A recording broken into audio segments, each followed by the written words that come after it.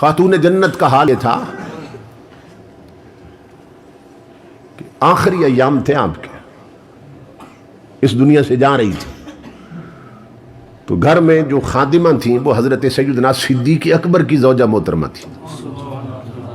کوئی بھی تاریخ اٹھا لے اور تلاش کرے کہ سیدہ فاطمہ کے زندگی کے آخری دنوں میں گھر میں بطور خادمہ کون کام کر رہی تھی۔ خلیفہ رسول کی بیوی ہے مگر لخت جگر رسول کی خادمہ بنی ہوئی ہے، وہاں جا کے جھاڑو دیتی، برتن دھوتی، سیدہ کی خدمت کرتی۔ حضرت اسماء بنت امیس ایک دن جب گئیں تو حضرت خاتون جنت رو رہی تھی، تو جا کے ہاتھ چوما اور پوچھا کہ حضور کی لخت جگر اور نور چشم رسول کیوں رو رہی ہیں؟ اب غور کرنا کہ سیدہ فاطمہ کو رونا کیا تھا۔ آج ہماری بچیاں چاہتی ہیں، طلب سب کی ہے قیامت کے دن حضور کی بیٹیوں کی سنگت نصیب ہو جائے، مگر منہ ہے ان کی سنگت میں جانے کا۔ کیوں رو رہی ہیں؟ صدیق اکبر کی زوجہ محترمہ نے پوچھا تو حضرت فاطمہ فرمانے لگی کہ میرا دنیا سے جانے کا وقت آ گیا، اور ایک چیز مجھے پریشان کر رہی ہے، وہ یہ کہ جب کوئی عورت فوت ہو جاتی ہے تو جس چارپائی پہ اس کا جنازہ رکھتے ہیں نا، میت رکھتے ہیں، اوپر کپڑا ڈال دیتے ہیں، اور وہ کپڑا میت کے جسم سے لپٹ جاتا ہے، وہ لپٹ جاتا ہے۔ اگر میت کا پیٹ بڑا ہو تو کپڑا اسی حساب سے اٹھا ہوتا ہے، میت موٹی ہو تو کپڑا اسی حساب سے لپٹا ہے، چونکہ جسم کے ساتھ اسی حساب سے پھیلا ہوتا ہے، میت کمزور ہو تو اسی حساب سے کپڑا سکڑا ہوتا ہے۔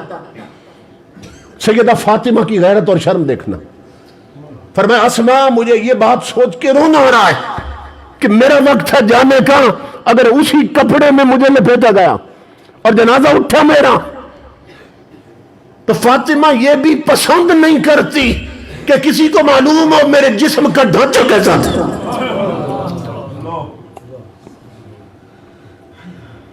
میرے جسم کا سٹرکچر کیسا تھا، مجھے یہ بات رلا رہی۔ تو حضرت اسماء نے ہاتھ چوم لیے اور عرض کی آپ نہ روئیے، اس کا حل میں جانتی ہوں۔ فرمایا وہ کیسے؟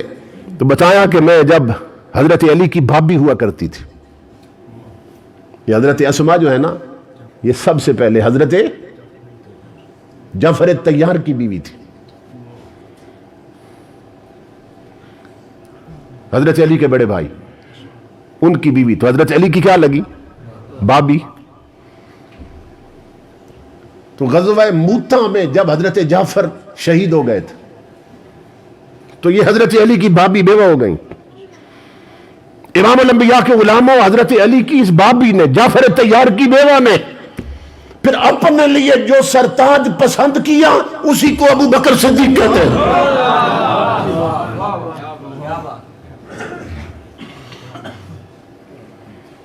تصور کریں اگر حضرت جعفر کے گھر میں سیدنا صدیق اکبر کے خلاف باتیں ہوتی کہ ان کے تو ایمان میں ہی شبہ ہے، تو ان کی بیوہ کبھی صدیق اکبر سے شادی کرتی؟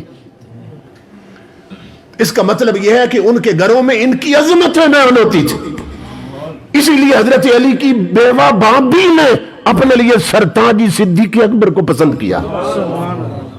اور پھر امام الانبیاء کے غلاموں، جب صدیق اکبر فوت ہو گئے، یہ پھر بیوہ ہو گئی، صدیق اکبر کی اس بیوہ نے اپنے لیے پھر جو سرتاج پسند کیا اسی کو علی المرتضیٰ کہتے ہیں۔ اس کا مطلب یہ ہے ان کے گھر میں صدیق اکبر کی عظمتیں بیان ہوتی تھی، صدیق اکبر کے گھر میں مولا کائنات کی عظمتیں بیان ہوتی تھی، اتنی محبت ہے ان کے درمیان۔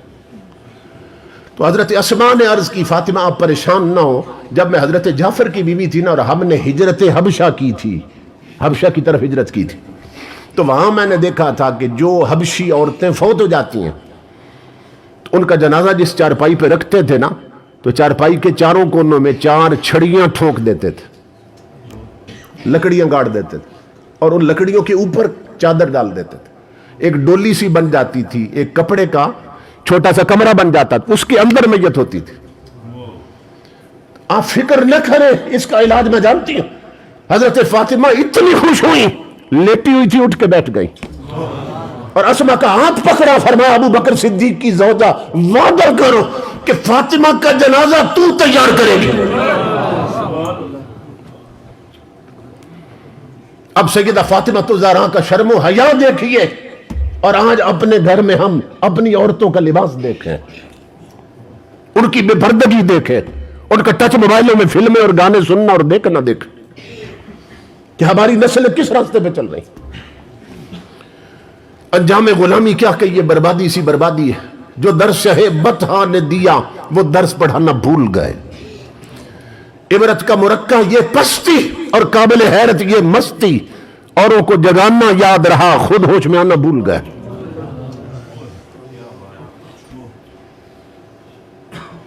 ہماری ماں بہنوں بیٹیوں کو چاہیے تھا کہ حضور کی بیٹیوں کے نقش قدم پہ چلتی۔ چاند نکلا نا، عید کا چاند نکلا، امام الانبیاء سیدہ کے گھر تشریف لائے، حضرت فاطمہ الزہرا کے گھر۔ تو امام الانبیاء نے پوچھ لیا، فاطمہ تو نے بھی چاند دیکھا عید کا؟ عرض کی ابا جی میں نے نہیں دیکھا ہے۔ امام الانبیاء نے فرمایا فاطمہ ساری دنیا نے دیکھا ہے، تو نے کیوں نہیں دیکھا ہے؟ عرض کی ابا جی اسی لیے نہیں دیکھا کہ جسے دنیا دیکھتی اسے میں کیسے دیکھوں۔